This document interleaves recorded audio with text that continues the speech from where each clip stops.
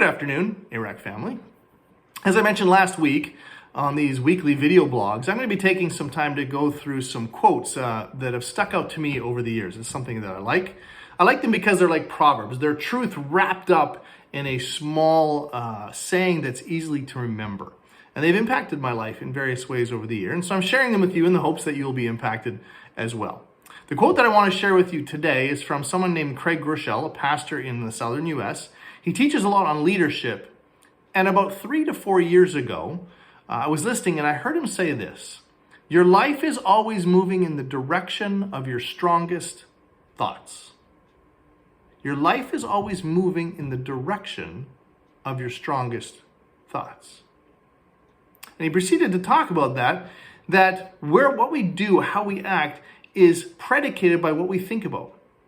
What goes through our mind? What do we find ourselves constantly dwelling in? What are the things that our mind keeps coming back to all the time? What are those things that we roll over in our heads when we lie awake at night? What are those strongest thoughts? The one that evoke the greatest emotion and the greatest reaction. Because those thoughts determine the direction of our life.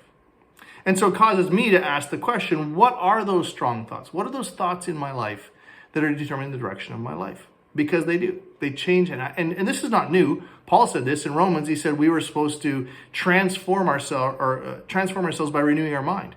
He talked later about how we're supposed to think of what is good and what is right and what is lovely. That's all about changing what your strongest thoughts are. Let me give you a couple examples. If you spend your time dwelling on a problem, maybe it's a big problem that's going on in your life, something you're frustrated with.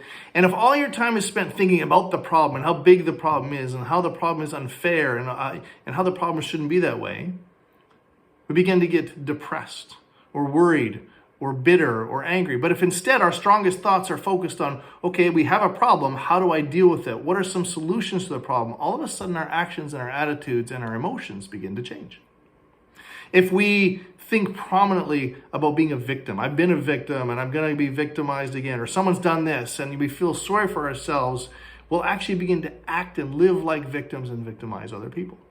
Or if we spend all our time thinking about financial security and having enough money and worrying about whether we have enough and whether we'll be able to do the things we want to do or have what we need when we retire, and we obsess about it and we think about it, it will actually affect how we live, and our generosity and our ability to live a non-worried life takes a hit.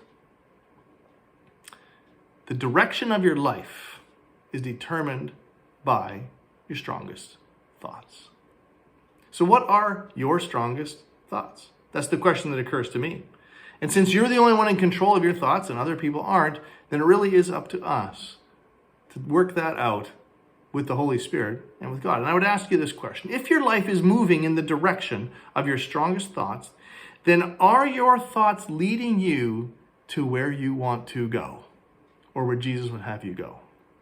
And that, my friends, is worth thinking about. Till next week. Talk to you then.